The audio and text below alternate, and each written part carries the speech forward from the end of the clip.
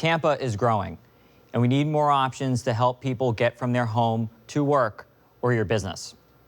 We know that cars will always be an important mode of travel, but we can all benefit by having transportation options to support our economy and quality of life.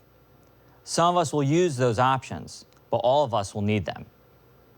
Tampa's history really begins when Henry Plant's railroads and shipping lines connected Tampa and Plant's hotels to the world. Plant knew the value of transportation options and used it to build his businesses. Now we have strategic property partners, a joint real estate development of Cascade Investment and Jeff Vinnick. SPP plans to transform acres of underused land and turn them into something new, a 40-acre, $2 billion mixed-use urban development. In their development, they'll make use of transportation options to create new economic opportunities, just as has been done in Tampa's past. Some things can change in 120 years, but some things have endured. There are trucks, ships, and trains on the old Chamber of Commerce postcard. It is proof that our business community's success has always been linked to the transportation options that connect us with the national and global economy.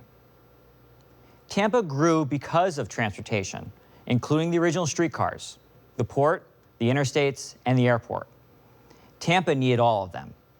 With our rapid growth, we must invest in transportation options to support the businesses and families that are here and the ones on the way.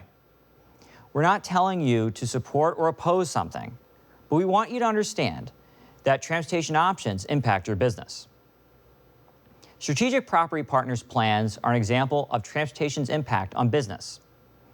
SPP plans to build the transportation options that are increasingly necessary to support economic development, including complete streets that are safe for drivers and pedestrians, and transit connections like the streetcar, ferry service, and water taxis.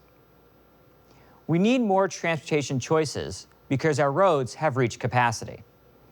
In 2010, Tampa was rated the worst place for commuting, and a few years later, we were the second worst place for pedestrian deaths.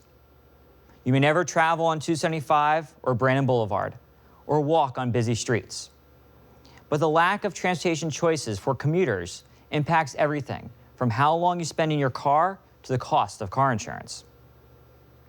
In 2014, the Chamber surveyed 2,500 employees of Chamber companies and asked them about transportation.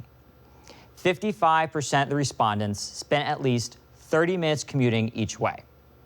That's at least 5 hours a week commuting to and from work. Would you rather spend those 5 hours on the road or doing something useful? We have tried to solve this problem. Hillsborough had a failed roads and transit referendum in 2010, but the bus system is still popular. Pinellas lost a transit referendum in 2014, and their bus system is popular too. Our only alternatives are changing our traffic signals and widening roads, which are not long-term solutions. The status quo won't stand, and we need to do something different. Looking back at the Chamber survey, employees and their bosses agreed that traffic congestion was a significant factor impacting employees. They also agreed that 2/3 of us would use improved transit, despite almost all of us currently driving to work alone.